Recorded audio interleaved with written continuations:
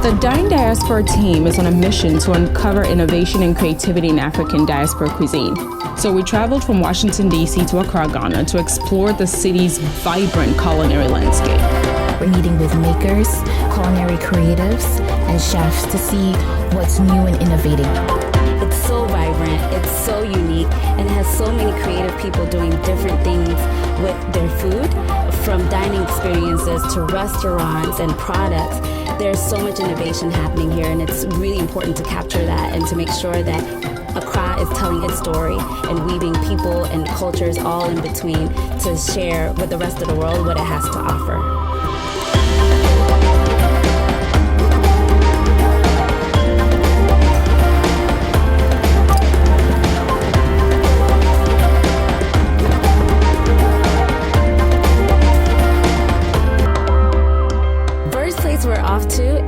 Chef Binta. She does a dining experience called Fulani Kitchen. She weaves her understanding of her culture with her food. Really being able to share what she's been able to do with that. The food scene is really important, so I can't wait to really enjoy it and taste it. Let's see what she'll do. Binta, what are you making for us today? I'm making mafe taku. Taku means okro in Fulani. Tori is made from dry cassava powder, which is kind of our own fufu. So, yeah. Oh, we can't wait to have it. This is dried smoked fish and granite paste, salt, dried pepper, dried okra, tomato, onions. Just this. So then you add water. You use dried smoked fish. So you peel. The difference about Fulani cuisine in general, it has to do with ingredients mostly. Most of the ingredients are sun-dried, and because of that, whenever they prepare most of their dishes, we hardly use things like the palm oil. Always, most of it are just pure flavors. Pure flavor, no Maggi or anything extra. Like in the village, my grandma would only use salt or the salted fish, because they have this way they salt the fish to preserve it.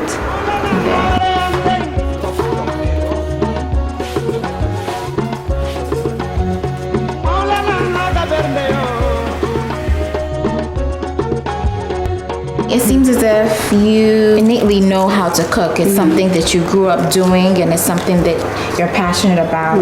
How did you really transition that into it being a career? I moved to Spain in 2011, and then I was teaching English. So then I lost my job. Then I had to come up with a plan B to survive. So I decided to start making sandwiches for students at the IE Business School, and then also prepare like African dishes for African students. After 2 years, I moved back to Ghana. I was out of job for so long. Getting a job in Ghana was not easy for me actually. And then it just hit me like, I think it's time you just focus on what you really love and then make money out of it. So then I decided to go to culinary school because I didn't want to just cook. I want to be a very good chef.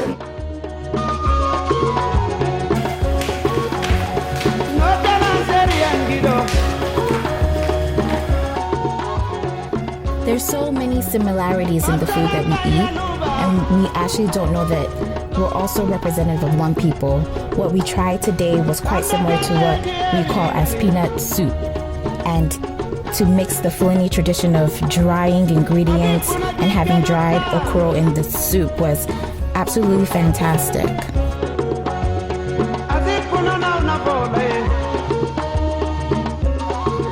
The Fulani food was amazing. It's important that we have open minds and that we explore different tastes and palates and be culturally inquisitive with what you eat. After that, we ventured off to Osu, a neighborhood in Accra that's known for its vibrant streets. We ended up meeting Jamie at Shop Accra. Jamie is the owner of Sankofa Snack Foods.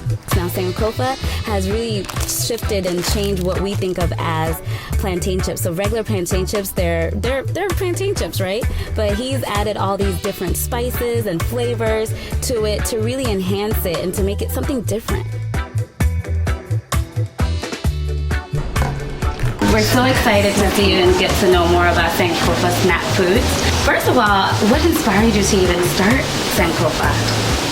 I guess the whole idea was really to take traditional ingredients and traditional snacks and use food innovation to do something special with them.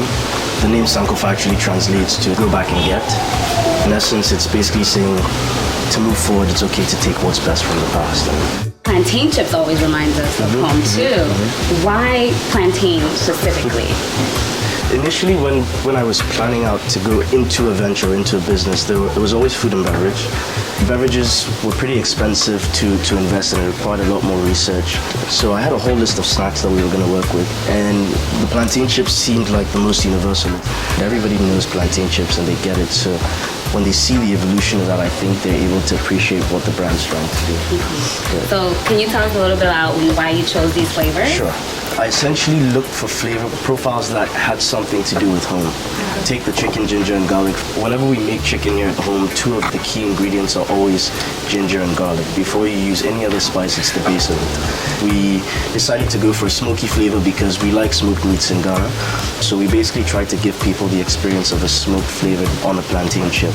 And then some were also random, because we knew that people would enjoy them. Like the sweet cinnamon, people love cinnamon. Mm-hmm. And I also see that they're gluten-free. Mm-hmm. Well, all of these are clean labels, so they are plant-based. There's nothing artificial, no artificial preservatives, flavors, or colorings, and opt for zero cholesterol whenever we can. Okay. It's still a snack, but we want it to be as healthy as possible. Not only do I see beautiful, tasty chips, but beautiful branding. The colors, everything. How did you decide on the branding, and why is it important for you to have it this way? Branding it's really how we communicate with everybody that comes in touch with it. So our branding is tied to our primary pillar, which is cultural revitalization and cultural evolution. And the whole idea there is really to pull in from tradition, to pull whatever we can from tradition. And anything we do, it doesn't even have to just be food. It can be music, it can be art. It's exactly what you guys are doing now. And to evolve that in a way that allows it to come on this journey with us as we progress, as we modernize. We got an opportunity to just get to understand the mind behind the product. Amazing product, package and everything is great. So after the plantain chips, we're off to Little Havana. It's a Cuban-inspired restaurant right in the heart of Accra, in Osu. We're meeting up with Johnson, also known as Ace Bartender, to learn more about the growing bartending scene in Accra. Going inside and looking at all of the elements of Cuba that show up in the space is so important. Now we as a globe can really celebrate each other's unique cultures through food. So the name of the cocktail is Havana tea. So definitely we should have the drink in the tea. The inspiration behind Havana tea is a story my mom told me about her childhood. How she grew up in the village. She came from a family of 5. My dad was a very poor farmer. So the whole story is about how they managed to grow up with life in times that there was no money in the house. Sometimes when they get fed up with banana, they just buy one bag of tea and make a very big batch of tea. Keep drinking because there's sugar and sweet, so they kept drinking until they're satisfied. So I had the opportunity to bring this story into life. Now, you're a bartender. That kind of deviates from the norm. So how are your parents how are they receiving this? And how is the Ghanaian culture receiving this creativity space where, people can be bartenders and still make money and be successful? It's been challenging as well.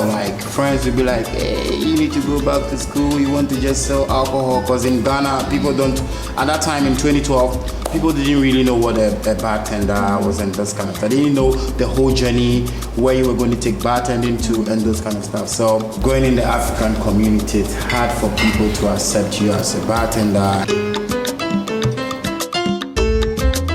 I got introduced to bartending by 2 friends. One was a very good friend from secondary school. By then, I didn't even know anything about professional bartending. So I went to the internet and I started watching videos about bartending. And I was like, wow, this is a really good job. Cause at the beginning, it was just a job. Mm-hmm. Then later, I fell in love. Then now, I'm no more a bartender. I'm the Ace Bartender. Wow. Going to school, I made all my money from bartending to pay my fees. So when I was done with school, I said I was not going to do service. I was still going to work behind the bar, and I was really going to show people bartending has really got it. So like people started following bartending from there. In 2017, I won the West Africa Bartender of the Year. People now are beginning to accept bartending. They are beginning to understand what I am doing in the Ghanaian bartending community and industry. When you look at Cuba and you look back to West Africa, there's a very big connection between. In some parts of Cuba, they speak Yoruba, which originates from Nigeria. Most of the people in Cuba have some trace from West Africa. In Cuba, the foods they eat are like elote, which is the corn and the cob. Here we call it ebro in Cuba. They have platanos, which is plantain here in Ghana. They have beans, which we have here, we call it red. So with the food, you can see we are missing this kind of international way of dining. Most of the people in Ghana are really getting this concept.